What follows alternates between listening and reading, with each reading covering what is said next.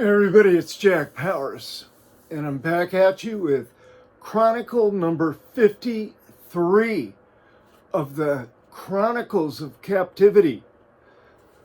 In Chronicle number 52, I was speaking a lot about the perception of error in the system that I had that was in my mind, in my heart and mind, because of the nature, the length and the nature of the punishment. Couldn't think of how the two weighed out evenly. There was no rational relationship between the two, in my view. I'm sure that other people had different views, but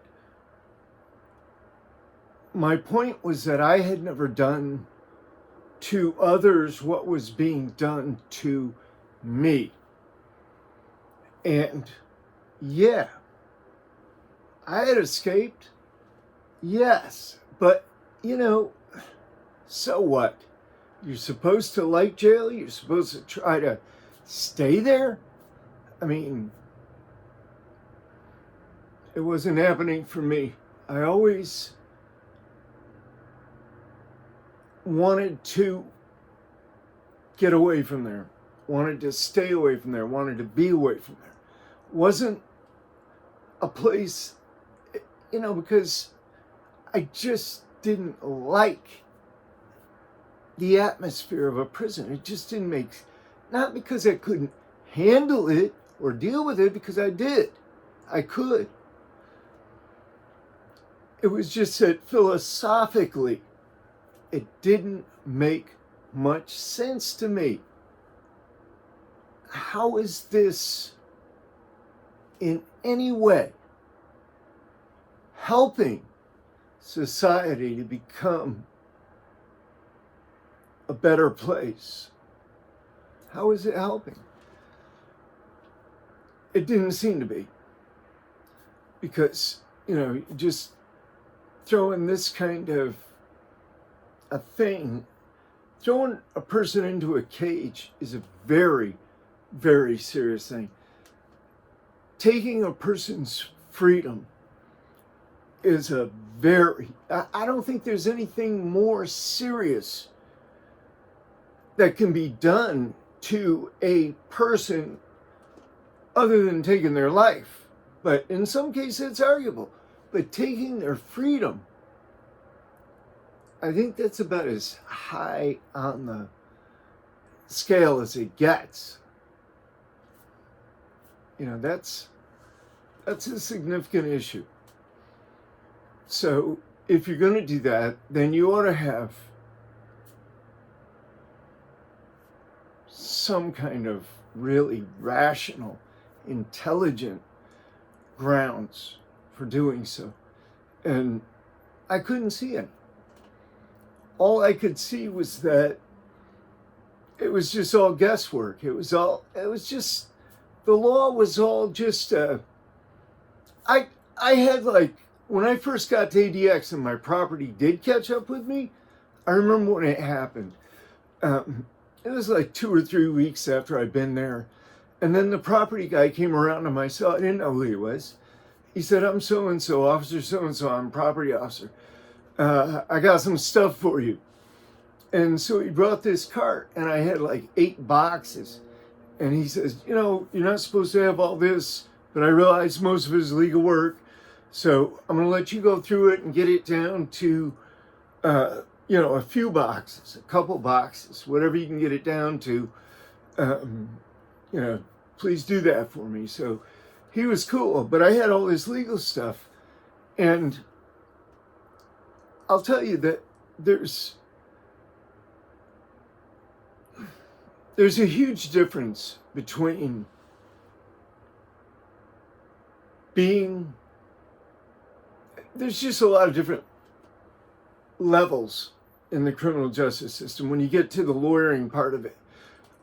Like when you come in as a plaintiff and you are a prisoner and you're representing yourself, if you are then pro se, and finally anything, it could be as legitimate as hell, you're going to get very short shrift. The unit manager was actually correct.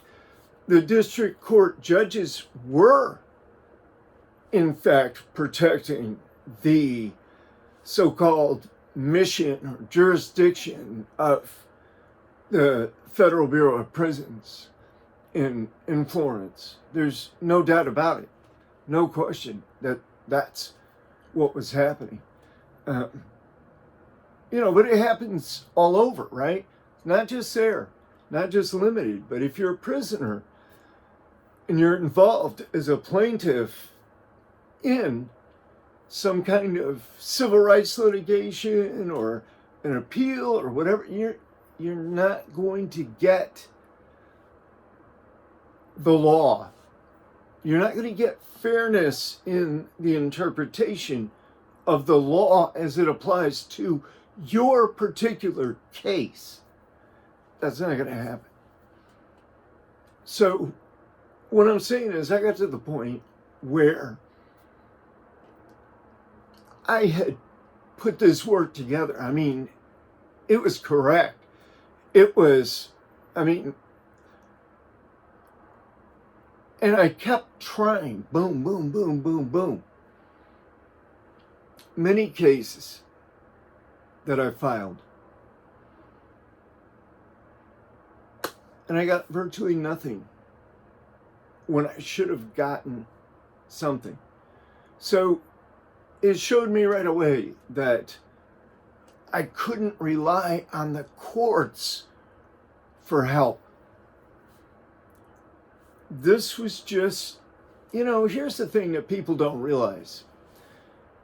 As a prisoner, as somebody who is, as a human being, who's being kept in a cage in the United States of America, where you have certain protections from an abuse of authority or overuse of authority.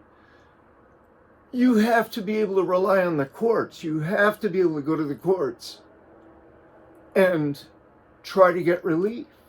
You have to have a straightforward and clear way to do that. And the law has to be fairly applied. But that's not the way it goes, or not the way it went for me. So I got to the point where I remember one day I was going through the legal work and I was recalculating my sentence out date because they'd given me new sentence computation sheets. And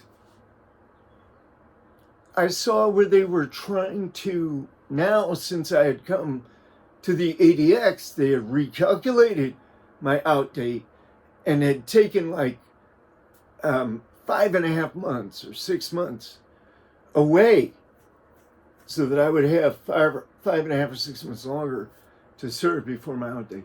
And when I saw that, I just blew up. I said, fuck this shit, fuck this legal shit, fuck it. And I just started throwing papers around the cell. I just started fuck this shit. The more I went, the angrier I got. So pretty soon, I took a book and I started pounding it, boom, boom. If you have a hardcover book, like an encyclopedia that I was using, bang, and you hit flat on a concrete shelf, dude, it'll break that concrete shelf. I didn't know it, but I found out because I just kept banging it flat, boom, like a rifle shot, bam, bam, and about, 7 or 8 shots in, that shelf broke, boom. So now I take the piece of shelf, I break out the back window. I just start throwing all the paperwork just I just start grabbing the files, the books, everything, just throwing it out the window. I'm just going like crazy. So the lieutenant comes to the door. Obviously, one of the range officers has heard and seen, because they've got intercoms in the cell. So, you start going off like that. Plus, they just hear you on the range, all that banging with the book and everything. Somebody's going off, right? So, he's like, "Hey, Bowers, what's the problem? What's going on? Why are you doing all this?" I'm like, "I've had it, man. I'm fed up with this bullshit, man. This is all just bullshit. There's no fair application of the law. This is just bullshit, man. You guys are just criminals, worse criminals than I ever thought of being. Fuck this, fuck this." And I just kept saying, "Fuck this." And so he's like, "Are you gonna cuff up? You gonna cuff up?" No. Because now I'm in my feelings, right? I'm like, "No, I'm not cuffing up."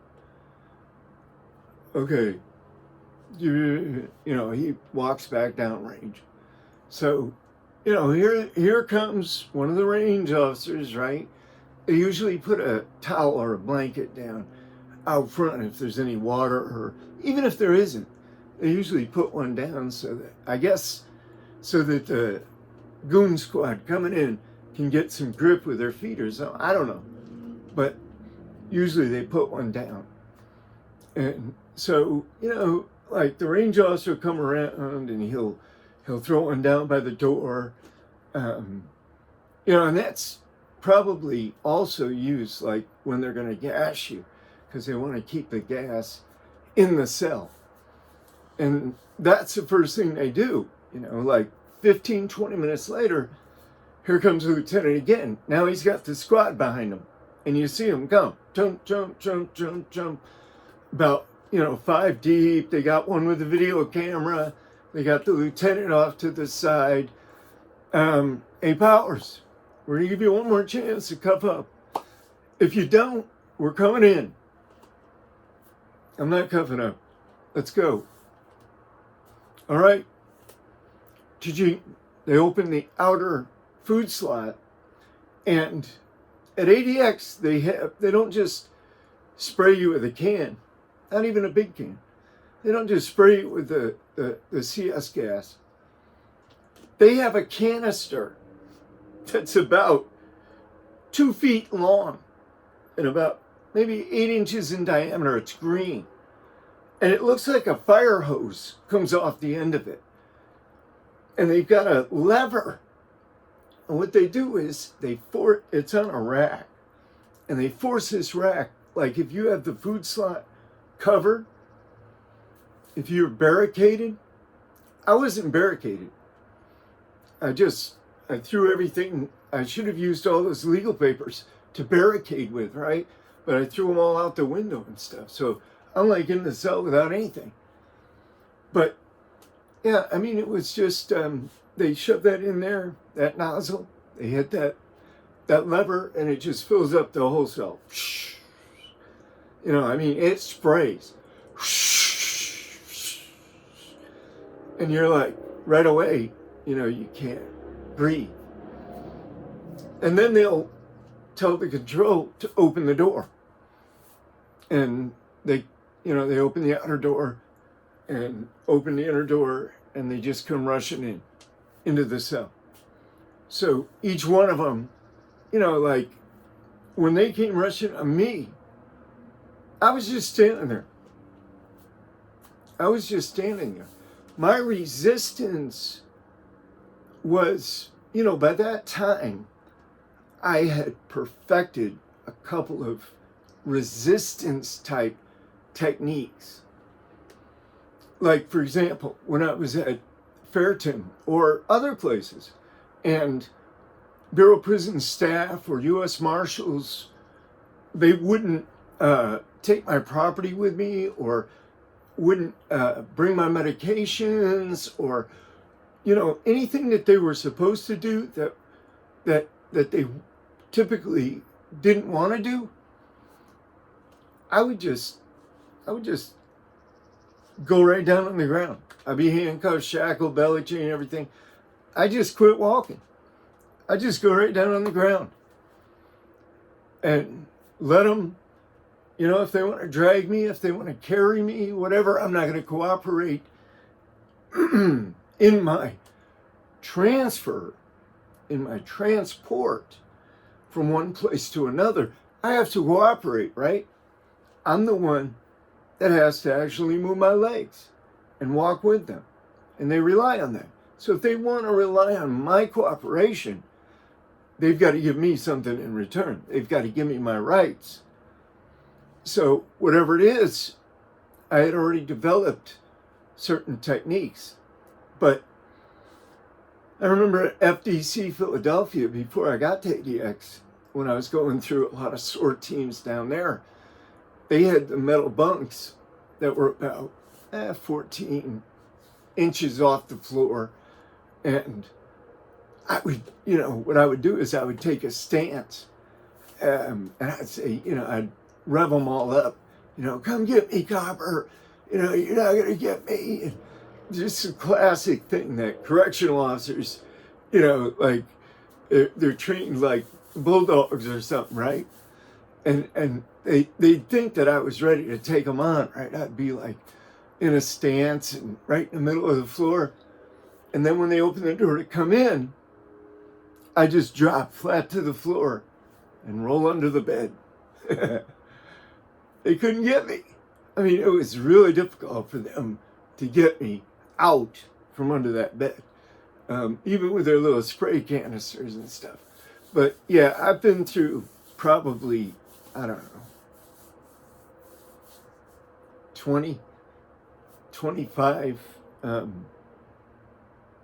forced cell extractions, incidents with SOAR teams, probably 25, maybe more, altogether. Yeah. So I've got a lot of experience with it. But I just kind of stood there and, I couldn't breathe. There was snot running out my nose and everything. So it was, I was basically hit before I was even hit. But they just opened the doors, ran in. One guy takes control of your head. The other guys, you see, each grabs an arm. There's one on each leg. And then they just, cuff you up and carry you out. And, they didn't have like decontamination, not real decontamination. All they did was they put you in a shower, put you in a little cage, shower, and, the water, they put the water on you. That's the worst thing that you can do with that gas. It just sets it on fire. But that was one of their main techniques. But I'll tell you what happened next after all of this drama when we return for number 54. I'll see you soon.